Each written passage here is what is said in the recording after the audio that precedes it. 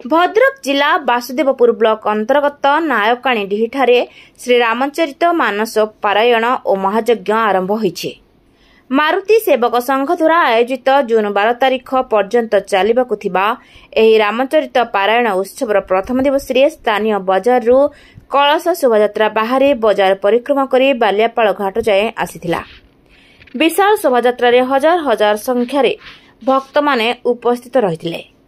प्रतिदिन प्रवचन कार्यक्रम और भोजन संध्या सहित हजार हजार लोकों पई खाद्य व्यवस्था हेबो बोली सूचना मिलिछि।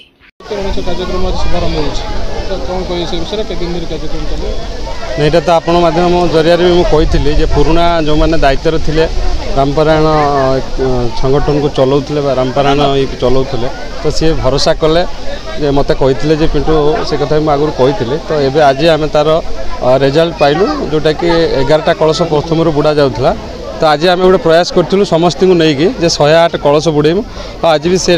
माने सक्सेस होती तो 108 कलश आज आम आसिक नई पाखे पहुँची ये 108 कलश बुड़े आम पुणी जाकि स्थापन करेबू बजरंगबली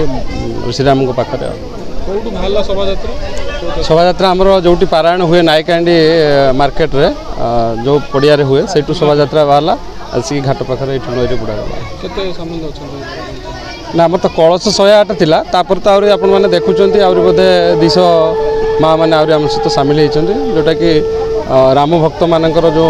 इच्छा शक्ति थिला जे आम एरिया रे गोटे बड़ पारायण हो तो सेटा को आम पिला माने बा पुराना जो मोर गुरुजन माने थिले सेमानक सहायता आज आम ताको सक्सेस करैछु। उपवास मानकर भी रामचरित मानस कार्यक्रम होतला। हां हां ये सब वर्ष होतला माने टिके कम होतला एथर आमे समस्ते हाथ को हाथ बढ़ेछु सब भाई आम गाँव में जिते सब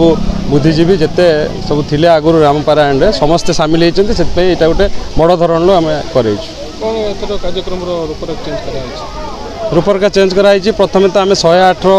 कलशर व्यवस्था नथिला सेटा कराइछि आगामी दिन में जो पारायण प्रवचन दि जाए सेटा तो दि जाए एथर आमे टिके आउ टिके ताको सर्व सुंदर करिवु जो आसुतले सुनिबा पय प्रवचन से माने प्रसाद सेवन व्यवस्था नथिला आमे ताको करैछु आ शेष दिन आमे गोटे पूरा हमर पाख आख जते पंचायत 10,000 लोकों पय आमे गोटे खाया पीवार अरेंजमेंट भाबिछु सेटा कोन पाग पानी पाग देखिले जणा पड़ियो। Bureau report